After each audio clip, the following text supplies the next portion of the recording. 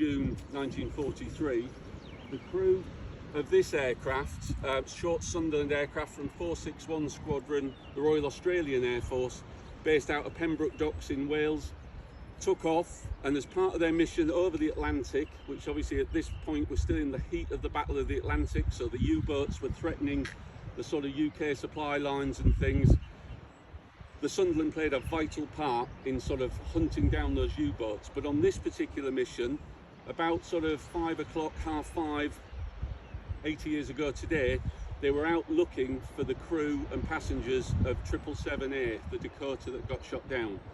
Sadly, they found no trace of that particular aircraft, and they carried on their work, sort of coming back to sort of look for subs, when all of a sudden the Sunderland was bounced by 8 Junkers Ju-88s again, 4 flying in the first formation and then 2 pairs following up. Now, they're a pretty powerful aircraft, to be honest. They could have cannons, machine guns, and they were quite a formidable opponent. But unlike the Dakota that was unarmed, the Sunderland flying boat was nicknamed the Flying Porcupine because it bristled with machine guns, front, rear, top, the sides and everything. And I was just saying a minute ago that this particular one was one of the earliest ones to actually put someone that had the bright idea. If you ever go to the RAF Museum at Hendon, you can actually walk through a Sunderland aircraft, which is vast when you get to see it. So the first thing the crew had to do, when you look at it, they have big windows under the wings where it joins the sort of main fuselage. What the crew had to do very quickly when they realised they were under attack, they had to ditch the depth charges and bombs that they used to attack the U-boats, because obviously you do not want to be getting shot at with a load of explosives next to you. So they ditched that quickly just before the attack started. But someone had also had the bright idea, these big windows that they have under the wings also serve as a great place to stick a machine gun. So they'd recently fitted extra guns to the side of the aircraft. So when the Junkers came in, sort of thinking, yeah, we can have a good go at you, the Sunderland crew gave as good as they got. So out of 8 fighters, the tail gunner took out 1. Sadly, he was the only casualty. Flight Sergeant Miles was the only one that was killed on this particular op. But he sort of managed to take one out before they got to him. The next one was taken out by the upper mid gunner and the rear gunner just before sort of Flight Sergeant Miles sadly passed away. And then they managed to take a third out, and they reckon they accounted for 3 more probables. So out of 8 enemy aircraft, they'd seen 3 down into the ocean, and another 3 were badly damaged and sort of had to make for home. So they gave a fantastic account of themselves on that particular night, but of course they hadn't come off lightly. As the enemy had opened fire, they'd obviously killed, like I say, the tail gunner, sadly, but they'd also, rounds had hit the cockpit, because of course if you attack the aircraft head on, you can take out the captain of the aircraft, Captain Walker, and sort of then cause the aircraft to crash, obviously was their plan. They did manage to hit the cockpit. They actually hit the compass, you know, one of these big sort of star navigation compasses. The liquid inside the compass is apparently, at this particular time, was an alcohol sort of substance. So when they hit it with incendiary rounds, it caught fire. So the captain of the aircraft is now on fire and has to be put out by the navigator. Okay, so the number 2 sort of pilot had to take control of the aircraft while all this was going on, whilst they're being shot at. And when the aircraft sort of managed to see off the Junkers, it started to head for home. Obviously, most of the crew, I think over 50% of the crew, were badly injured and with 1 fatality. So they said, right, we need to start stripping off the aircraft, because they had 1 engine, I think it was the port outer engine, had been hit. It seized up, and at one point in the flight, the propeller decided, I'm not staying on the engine, and flew off. Thankfully not hitting the aircraft, because it already sustained a lot of bad damage. So then what they did, they sort of started making their way back towards the United Kingdom. No compass, the only sort of, you know, rough idea, they had no radio, so there was no way to contact for aerial cover to come and protect them. And actually, of course, also tell people that they were coming in when you have things like the Praa anti-aircraft guns and various others around the country waiting for enemy aircraft to come in, and they wouldn't be able to identify themselves as friend or foe. So they're on the way back, and apparently the story goes that they actually managed to strip a lot of equipment out, personal effects and things, to lighten the load, and apparently using the fire axes, they managed to hack away, they reckon, about 1 ton of equipment. So to make the aircraft sort of get to here. And the first time they sort of sighted land, it sort of was forced down about 10 to 11 at night, this time of year, sort of 80 years ago. the first thing they actually saw was the Lizard Peninsula, and the captain, like I say, the aircraft was not going to make it back to Pembrokeshire, where they land in the docks at Pembroke Docks. So he's flying along the coast, sees the wonderful sands they have here, which was obviously quite well lit at night, you know, sort of easy to spot. A northwesterly wind was blowing across, so that meant if you landed in the lee of the cliffs, you were obviously going to sort of be protected. That's the RAF police dogs are obviously on display tonight. That is my own dog, by the way, so I do apologise. I knew I shouldn't have brought her. But yeah, so the crew actually had a good chance to land in the safety of the cliffs in the lee, because I think the waves were doing about 2 or 3 foot that particular night.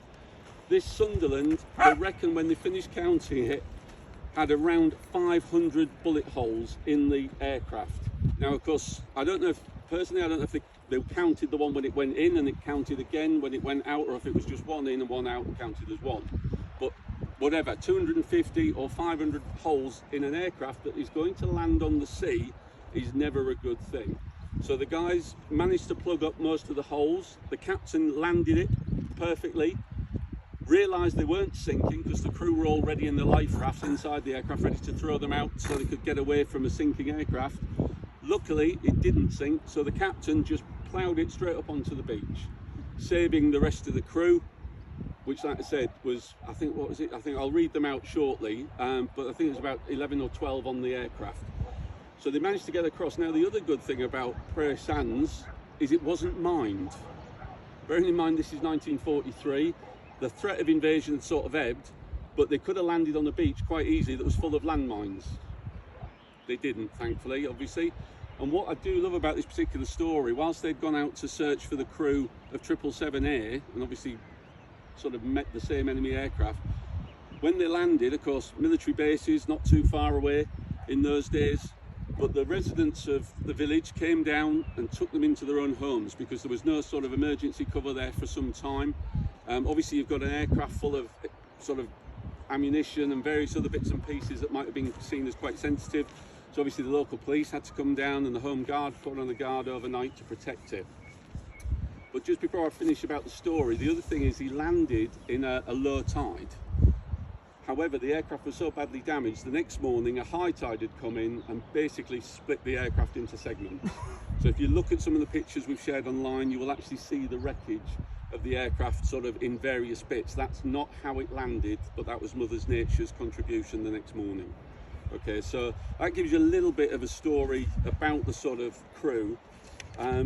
But just before we sort of go on, Dave is kind of going to play a lament once we've finished, but we'll have a moment's silence.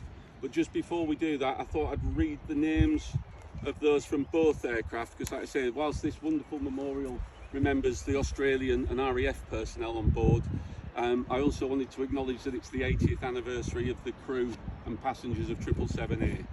So on board, like I said, the crew were Dutch and had escaped the fall of Holland sort of earlier in the war, sort of about 1940, and they were under orders from the Dutch government to stay in the UK and do what they could for the war effort. So later on we've got some petals, various poppy petals that to scatter onto the ocean. Fingers crossed the wind's blowing the right way. But there's also, you'll see daisies, because daisies are the flower of remembrance for the Dutch. Because when Queen Wilhelmina had to leave The Hague, she did so on board a Royal Navy vessel, HMS Hereward, and was taken back to the UK.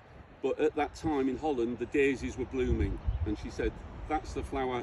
She wore one and said, when we come back to Holland, when it's liberated, this is their flower of remembrance. So that's why you'll see the daisy. In the box as well, we've got some forget-me-nots, which are the generic sort of flower of remembrance as well for this occasion, for the civilians on board 777. And then we've also got some rosemary, because the Aussies tend to use rosemary as a flower of remembrance, which links back to Gallipoli. Like the poppies go back to the Somme for a lot of people in Northern Europe, the rosemary grew prolifically in Gallipoli. So that's why there's rosemary. So, you know, if you see that and wonder why, I just thought I'd let you know. So this event, then we remember Captain Tobas, Captain de Koning, Radio Officer Van Bruges, Flight Engineer Rosevinnik, Mr. I.J. Sharp, Mr. F.G. Cowrick, Mr. T.M. Sherrington, Mr. G.T. McLean, Mr. W.J. Israel, Mr. K. Stonehouse, Mrs. S.P. Stonehouse, Mrs. C.A. Patton, Mr. L. Howard, Mr. A.T. Chennels, Mrs. Hutchin and her two daughters, the youngest of which I think was 8 months old at the time of the shooting down. The crew of EJ 145, sorry, hang on, I knew this had happened, technical glitch. The call sign for this aircraft, by the way, rather than call it by its sort of serial number, EG 134, was N for nuts, which is a typical military thing to do. They could have done M for November, but someone thought, you know, N for nuts was the thing to do. So on board that aircraft, these all survived. The first ones I will read out all survived. Flight Lieutenant Colin P. Walker, DSO, Royal Australian Air Force, one of the injured. Flight Officer James Jim Amis, Royal Australian Air Force. Flying Officer William James Dowling, injured, Royal Australian Air Force. Flying Officer Kenneth MacDonald Simpson, injured, Royal Australian Air Force. Flight Sergeant Harold A. Miller, injured, Royal Australian Air Force. Sergeant Albert Lane, again Australian Air Force. Sergeant Louis Stanley Watson, Royal Australian Air Force. Flight Sergeant Ray Marston Good, Royal Australian Air Force, and another one of the injured. Sergeant Philip Kevin Turner, Royal Australian Air Force. And Flight Sergeant Alfred E. Fuller, Royal Air Force, who was the youngest crew member at 19 years old. He was the upper gunner that took out one of the aircraft and then counted for half of the other, if you know, sort of going that type of terminology. Apparently he was so cool at 19 years old, the enemy aircraft were firing from about 1,000 yards away, 2,000 yards away, which obviously they're closing at quite rapid speed, a few hundred miles an hour, but they were still firing some distance, which meant their shots weren't necessarily as accurate as they could have been. Young Flight Sergeant Fuller waited till they were 250 yards away before opening fire, and was heard to be singing and sort of saying things like "pass the ammunition" and all the rest of it, and was cool as a cucumber at that sort of tender age. Sadly, like I said, there was one fatality from N for nuts, and that was Flight Sergeant Ted Miles, who was killed in action in the rear gun position, and now lays at rest at the Commonwealth War Graves at Pembroke Docks. Sadly, on a later mission, the vast majority of that crew I've just read out were killed in another mission on the 13th of August over the Atlantic again, which is obviously home to many that have no known graves, sadly.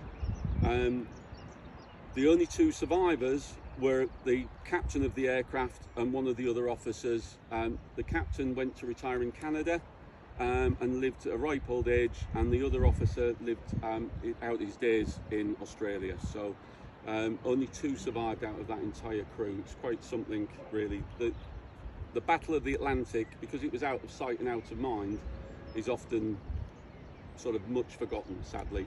But thank you for coming here today to remember all the crews that fought in that particular battle 80 years ago today, the bigger Battle of Atlantic, and the crew and passengers of 777A.